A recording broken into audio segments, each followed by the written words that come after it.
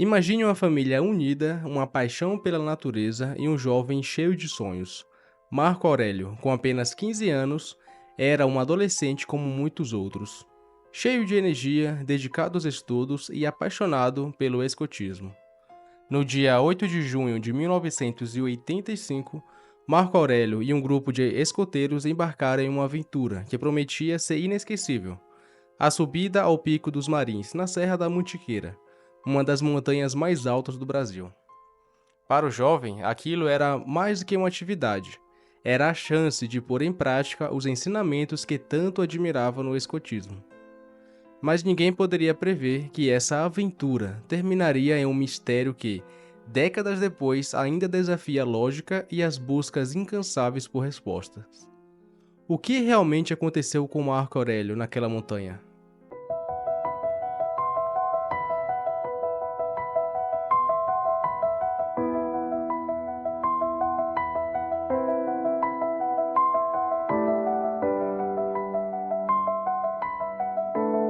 Olá pessoal, como vocês estão? Bem-vindos a mais um vídeo aqui do canal.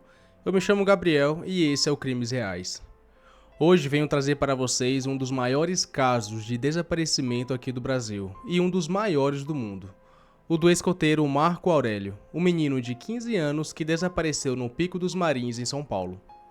Nomeado pela revista Gold Insider como o terceiro maior caso de desaparecimento do mundo, Marco Aurélio Bezerra Bozaja Simon, nascido em 16 de janeiro de 1970, filho do jornalista Ivo Bezerra. Ele, junto com mais 4 pessoas, o chefe do grupo Juan Bernabeu, de 36 anos na época, Oswaldo Lobeiro, Ricardo Salvione e Ramates, todos de 15 anos de idade, saíram de São Paulo e foram para a cidade de Piquete, cerca de 2 horas de distância. Chegando lá, eles foram de Kombi até a casa de um senhor chamado Afonso. Essa casa servia como base para as pessoas montar acampamento ali, descansarem um pouco, para depois subir para a montanha dos Marins. Eles perguntaram se podia armar as barracas ali e, claro, o senhor liberou. Isso era uma sexta-feira, 7 de junho de 1985. Então eles montaram as barracas e foram fazer outras coisas. E quando eles voltaram, ali já começou a ficar estranho. Eles perceberam que as barracas tinham sido mexidas, principalmente a do Marco Aurélio. Eles perguntaram para o senhor Afonso o que tinha acontecido. E ele disse que não era nada, que podia ser algum bicho do mato que fez aquilo e tudo mais. Então eles ficaram meio assim, mas deixaram para lá. O Afonso também tinha um filho, meio jovem, que ele tinha problemas mentais. Não sabe ao certo o que ele tinha, mas sabia que ele tinha alguns problemas. Então o pessoal ali, os escoteiros, pensavam que poderia ter sido o filho do Afonso também, e deixaram pra lá. Eles dormiram ali e no dia seguinte, dia 8 de junho de 1985, eles acordaram bem cedo para começar a trilha até o pico da montanha. Esse Pico dos Marins é um dos maiores de São Paulo e tem também uma vista muito linda lá de cima. E apesar de ser bem alta, dá pra ir e voltar no mesmo dia, se a pessoa seguir corretamente a trilha ali. E é recomendado também ir no inverno, porque não chove e também tem muitos poucos riscos de raios. E apesar de fazer muito frio, é só ir bem agasalhado. Pois bem, no dia 8 eles saíram bem cedo, mas antes de sair, o Juan, o líder do grupo, falou para eles já deixarem todas as mochilas bem arrumadas, porque assim que eles voltassem, já teriam uma carona esperando por eles para voltar para casa. Eles saem então bem empolgados do acampamento às 8 horas da manhã. Tem boatos de que o Afonso, o senhor dono da casa ali, iam com eles, porém só foram os meninos e o líder Juan.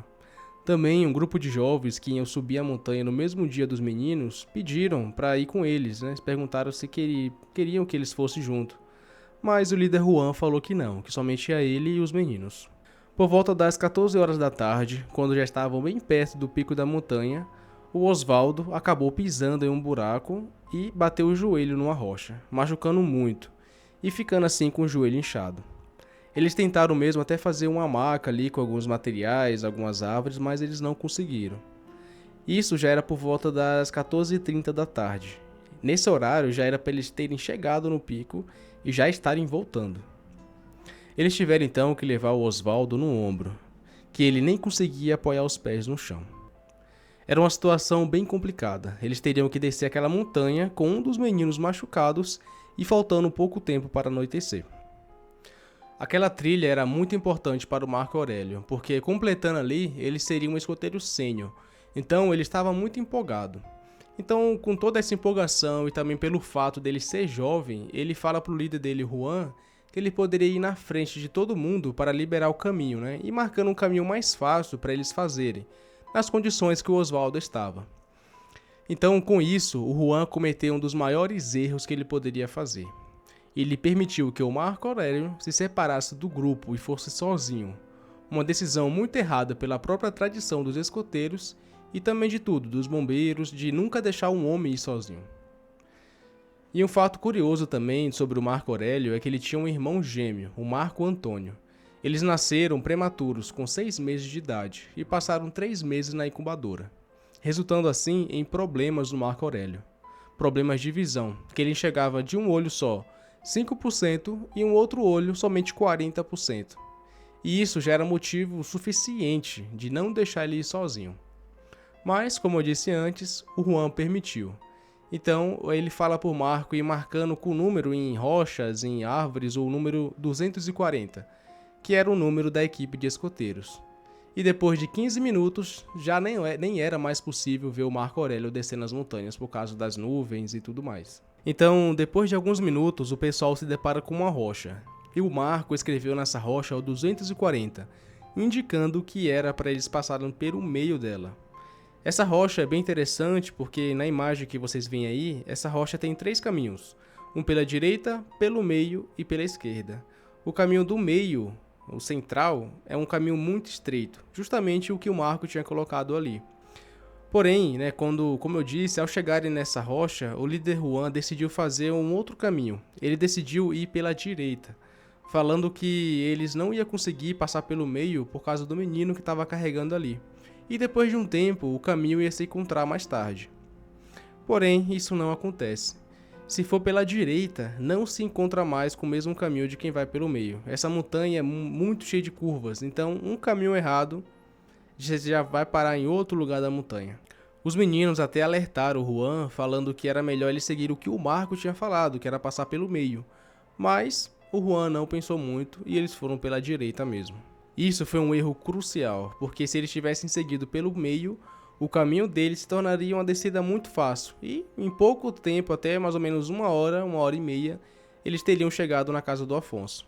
Até mesmo carregando aquele menino machucado ali. Mas, né, porém, como eles seguiram pela direita, o caminho deles ficou muito ruim e difícil, fazendo eles ficarem perdidos na floresta a madrugada inteira, em um frio muito intenso, que são as madrugadas ali na floresta. Temos que lembrar que aquela floresta, quando chegava de madrugada, era um frio muito intenso, praticamente temperaturas congelantes. Então aqueles meninos, né, e o Juan estavam ali perdidos na madrugada toda, quase sofrendo hipotermia. Então, por volta das 3h30 da madrugada, eles chegam em outra fazenda, de um senhor chamado Firmino. O Firmino até se assustou na hora que eles chegaram, porque ele pensou que eram bandidos que iam assaltar ele.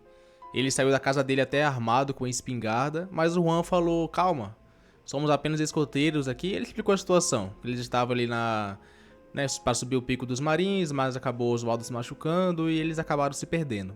Então o Firmino fala, né, aquele senhor fala, rapaz, a casa do seu Afonso, a base ali, está muito longe daqui. Está mais ou menos 6 km naquela direção, é só você ir direto aqui que você vai chegar lá. Mas é mais ou menos uma distância andando de umas 2 horas. Então o Juan, mesmo assim, decide ir naquela madrugada mesmo. Ele e os meninos vão, andam mais ou menos mais 2 horas ali, e finalmente eles chegam na casa do seu Afonso por volta das 5h30 da madrugada. Quando eles chegaram lá, imagina a surpresa deles. O Marco não estava lá. Eles procuraram ali na cabana onde o Marco estava, né, a cabana do Marco, mas ele não estava deitado. E ainda mais, a cabana estava revirada. Não só a do Marco, mas também todas as dos meninos e a do Juan estavam reviradas. Meio que alguém tivesse mexido. Mas eles pensaram que era algum bicho ou até o filho mesmo do seu Afonso que tinha problemas mentais. O Juan perguntou pro seu Afonso se o Marco tinha chegado ali no dia anterior, porque ele desceu antes, explicou a situação, e o Afonso disse que não, que ninguém tinha aparecido ali, somente eles naquele momento. Então os meninos estavam muito cansados, exaustos mesmo, andando a madrugada toda naquele frio, eles só queriam dormir um pouco. Eles foram para a cabana deles, dormiram, e interessante que o Juan também fez o mesmo. Apesar de ter um menino desaparecido, né, da equipe deles de escoteiros, e ele sendo o chefe, né, o líder deles, ele decidiu descansar um pouco. Ele descansou e por volta das 8, 9 horas da manhã ele acorda e decide ir sozinho para procurar o Marco. E essa foi uma coisa mais interessante também, porque ele não foi junto com o Afonso. O Afonso era o senhor que conhecia toda aquela região ali, ele não quis ir com o seu Afonso. Ele foi sozinho e ficou por volta de umas 4, 5 horas sozinho procurando o Marco. Ele falou que refez o caminho, né, do Pico dos Marins ali para procurar o Marco, andou por volta, mas não encontrou nada. Então, ele voltou e essas 4, 5 horas dele sozinho é um mistério até hoje. Depois que o Juan voltou ali da montanha, né, da procura do Marco, ele liga para um homem chamado Gugu. Esse Gugu era o chefe do Juan, o chefe dos escoteiros mesmo. E o Juan explica o que aconteceu, que o Oswaldo estava machucado, que o Marco sumiu. Ele até tentou procurar o Marco, só que sem sucesso nenhum. Então o Gugu se reúne com alguns homens e vai até o Pico dos Marins para procurar o Marco. Isso era um domingo. Eles procuram a tarde toda o Marco ali na floresta, em tudo que é lugar, mas infelizmente não conseguem encontrar nada. Então eles ligam para o seu Ivo, o pai do Marco, para falar do desaparecimento dele. O Ivo então, logo de cara, se desespera, fala que já tá correndo para lá.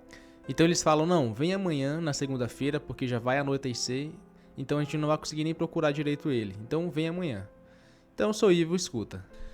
Naquela noite ali de domingo, eles estavam ali reunidos, o Juan com os meninos e também o Gugu e alguns homens na casa do seu Afonso e também nas barracas do lado de fora. Eles estavam esperando amanhecer para continuar a procura do Marco.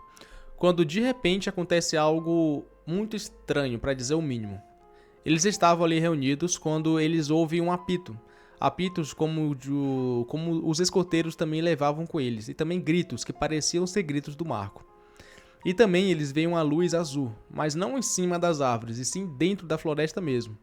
Eles então correm desesperados para dentro da floresta para ver se é o Marco, eles ficam gritando o nome dele e eles acabam encontrando uma casa. Nessa casa sai uma mulher. O Juan até pergunta, você ouviu gritos aqui, apitos? O nosso companheiro aqui, o menino de 15 anos, desapareceu, a gente está procurando ele. E ela fala que não. Ela fala que não ouviu gritos, nem apitos, nem nada. O Juan e ali o pessoal ficou até com raiva, porque falou, como assim, gente? Todo mundo aqui ouviu, como que você não ouviu nada? Ela, não escutei nada. Então, eles até, sem poder fazer muita coisa, eles continuam procurando ali na região, na floresta, mas como já era de noite, então eles decidem voltar para as barracas e para a casa do seu Afonso. No dia seguinte, na segunda-feira, o seu Ivo já reúne uma verdadeira força-tarefa para conseguir encontrar seu filho. Como eu disse antes, ele era jornalista, né, uma pessoa muito influente ali na época. Então ele já colocou o rosto do seu filho em todas as capas dos jornais. Então o caso já ficou... muitas pessoas já ficaram sabendo logo do desaparecimento do filho dele. Então, para vocês terem uma ideia de tantas pessoas que estavam ali reunidas, eram cerca de 2 aviões, 2 helicópteros, 180 soldados do exército, 18 homens do COI, 10 cães farejadores, bombeiros da cidade de Cruzeiro e Guaratinguetá, que era a cidade próximas ali, espeleólogos, que são pessoas especializadas em cavernas, além da polícia civil, militar, alpinistas e voluntários. E as buscas demoraram cerca de 28 dias. Porém, como eles não estavam conseguindo encontrar nada, eles mapearam a floresta toda, eles estavam já desesperados, porque nem os cães farejadores conseguiram encontrar nada, nenhuma marca de cheiro, pelo menos. Então, a pessoa do exército ali, os policiais, já voltaram a atenção para o Juan. Eles colocaram logo o Juan como o verdadeiro culpado do desaparecimento do Marco. Sendo o principal suspeito do desaparecimento do Marco, Juan foi levado para a polícia para ser interrogado pelo exército. E temos que lembrar que naquela época, o Brasil estava passando pelo regime militar ainda. Então, os interrogatórios ali eram muito pesados. O Juan várias vezes sofreu choques na cadeira elétrica, o exército sempre pressionando ele, falando para ele confessar que ele tinha matado o Marco, tinha sumido com o Marco, para ele assinar o papel falando que ele realmente era o culpado e tudo mais. Porém, o Juan sempre manteve a sua história, sempre falou que era inocente, que o Oswaldo tinha se machucado, o Marco foi sozinho para procurar ajuda e acabou se perdendo. Essa sempre foi a história do Juan. O exército até mesmo interrogou os meninos em salas separadas, falando para eles confessarem que o Juan tinha feito algo com o Marco mesmo, que ele era o culpado. Porém, os meninos sempre manteram a mesma história também do Juan, que o Oswaldo infelizmente tinha se machucado, o Marco foi na frente e acabou se perdendo. Ninguém sabia onde ele estava. Como foram muitos dias de buscas totais, como eu disse, foram 28 dias e não tem encontrado nada do Marco, nem mesmo um rastro de cheiro ali pelos cães farejadores, as buscas foram encerradas. O Juan então ficou preso ali durante um bom tempo, sofrendo bastantes entrevistas, né, ali, depoimentos para falar que era o culpado mesmo, como eu disse. E ele meio que foi abandonado pela equipe de escoteiros. Ele não recebeu nem mesmo nenhum advogado para ajudar ele a sair da prisão. O próprio pai do Marco, o senhor Ivo, foi quem disponibilizou um advogado ali. Ele pagou um advogado para poder tirar o Juan da prisão, porque tanto para o seu Ivo como para a mãe do Marco e família em geral, eles acreditavam que o Juan não tinha feito nada. Ele não tinha sido culpado pelo desaparecimento do Marco. Então, depois de um tempo, o Juan conseguiu sair da prisão. Depois de muitos dias de buscas sem nenhum resultado ali, muitas pessoas começaram as próprias teorias do caso. E o que não faltava era a teoria. Uma das principais teorias que começou a circular por ali era a questão do acidente. Muitos falaram que realmente eles poderiam estar ali no pico dos Marins, em algum lugar da montanha, e o Marco ter escorregado em uma pedra, batido a cabeça e acabado falecido, ter perdido muito sangue e acabou morrendo. E o pessoal desesperado, tanto o Juan como os meninos, acabou enterrando o corpo dele em algum lugar, jogado em algum lugar, e simplesmente isso, desapareceu. E não, todo mundo ficou quieto. Uma teoria também muito falada é sobre a hipotermia. Então muitos ficaram falando que talvez nada disso teria acontecido. Do Oswaldo não ter se machucado e os meninos estavam ali, eles acabaram se perdendo em algum lugar na volta, enfim. Acabaram se perdendo, eles ficaram a madrugada toda naquele frio intenso que eu falei pra vocês, que fica na madrugada naquela floresta, e somente o Marco ter falecido, porque as roupas de escoteiros, como eu tô deixando aqui na imagem, eles não foram preparados para passar a noite, simplesmente para ir num dia e voltar no mesmo dia. Então, as roupas de escoteiros, essas roupinhas, não tinha nada de roupa muito quente. Então, a teoria é que o Marco tenha sofrido hipotermia, somente ele ter morrido. E ainda mais, o que sustenta essa teoria que muitos falam é a questão do Juan. Que o Juan ainda ficou ali, depois que eles voltaram para casa do seu Afonso, ele foi durante umas 4, 5 horas, sozinho.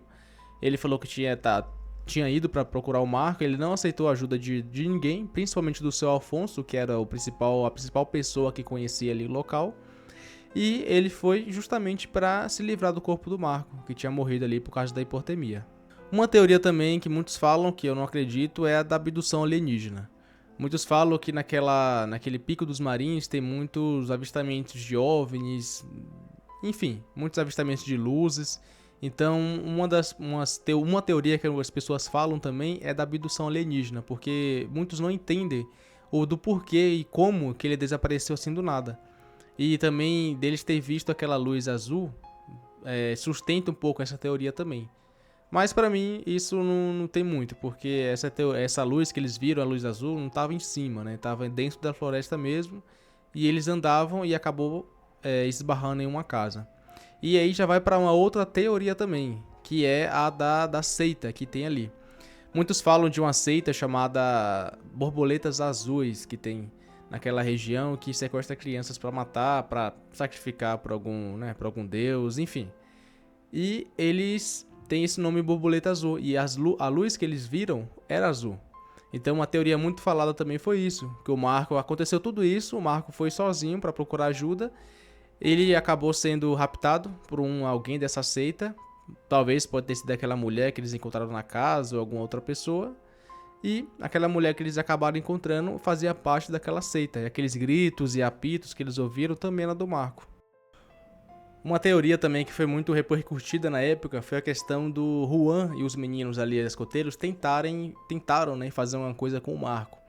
Isso porque depois de uns 2 anos mais ou menos do desaparecimento do Marco, chegou um motorista de ônibus para a polícia falando que apareceu, na época do desaparecimento dele, apareceu um menino vestido de escoteiro, parou em frente a um ônibus assim. O rapaz estava esperando, né, dar horário para ele ir embora. Então o menino apareceu nesse ônibus perguntando se ele poderia entrar. Ele estava sem dinheiro, mas a equipe de escoteiros dele tinha abandonado ele e ele já estava querendo ir embora. Então o rapaz, sentindo dó ali do menino, deixou ele entrar e deixou ele na cidade mais próxima ali. O motorista fala que o menino desceu do ônibus e foi embora. A polícia até perguntou por que ele não disse isso antes, mas ele falou que ficou com medo do exército e a polícia fazer alguma coisa com ele por ter deixado um menor de idade entrar no ônibus, porque, como eu disse para vocês, naquela época estava no regime militar ainda, então as coisas eram bem complicadas. E depois passou alguns anos ali na frente, as coisas melhoraram um pouco e ele se sentiu mais confortável, mais em segurança em dizer isso. Como o Marco Aurélio, ele tinha um irmão, né, um irmão gêmeo chamado Marco Antônio, ele é um irmão idêntico. Então, os policiais ali e a família foi fazer um teste. Ele colocou esse motorista de ônibus numa sala ali na casa do seu Marco, colocou ele na sala, enquanto estava conversando com a polícia, e a polícia falou, espera só um pouco aí nessa sala, porque eu vou pegar alguns papéis ali. E os policiais falou pro irmão do Marco Aurélio, falou, Marco Antônio, vai naquela sala, finge que tá pegando alguma coisa, só pro motorista te ver. Como o Marco Antônio e o Marco Aurélio eram gêmeos idênticos, né, irmãos gêmeos idênticos, então, se o rapaz estava falando a verdade, ele ia ver ali que o Marco Antônio é igual ao Marco Aurélio, então ia ter alguma reação. Então o menino entrou. Quando o menino entra na sala, o motorista fala, é você que eu levei naquele dia do ônibus. Então isso foi meio que uma prova, né, de que ele não estava mentindo. Então essa teoria do Juan e os meninos tentarem fazer uma coisa com o Marco e o Marco ter fugido ali ficou muito forte também. Mas muitos se falaram que talvez o motorista simplesmente viu o cartaz do menino desaparecido e que chamou a atenção e inventou essa história. Ninguém nunca vai saber, mas o que isso aconteceu. Mas que esse motorista chegou e identificou o Marco Antônio ali, né, irmão do Marco Aurélio, como sendo o menino que ele levou do ônibus, isso realmente aconteceu.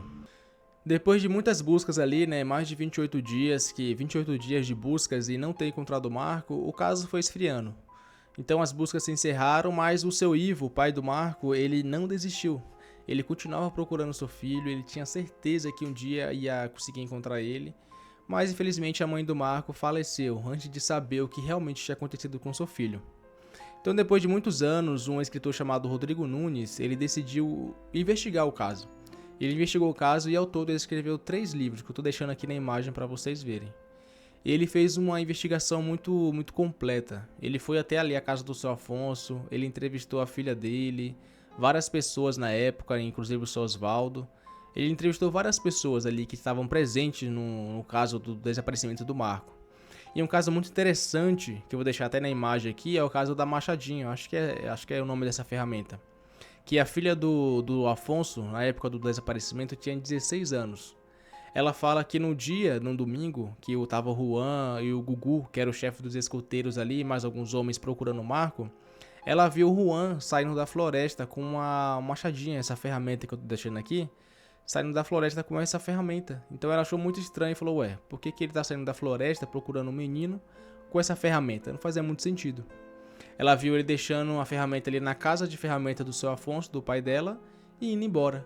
Ela até perguntou pro seu Afonso, né, o pai, falando, você emprestou essa ferramenta pro Juan? E ele disse que não, mas não era pra contar isso pra ninguém, porque como ele era uma pessoa humilde, né, e morava numa casa ali muito simples, ele poderia ser facilmente acusado de assassinato, de ter matado o Marco. Então, ele falou pra ela não contar isso pra ninguém. E assim ela fez. Depois da morte do seu Afonso, que ela decidiu contar pro Rodrigo Nunes para colocar no livro dele. Então é um caso muito interessante também. Por que o Juan ia sair e ficar 4 horas ali sozinho com essa ferramenta para procurar o Marco, né? Uma ferramenta que não fazia muito sentido dele ter ido. Se ele fosse com um facão, uma coisa para cortar ali o mato, né? Durante o trajeto, faz até um pouco de sentido.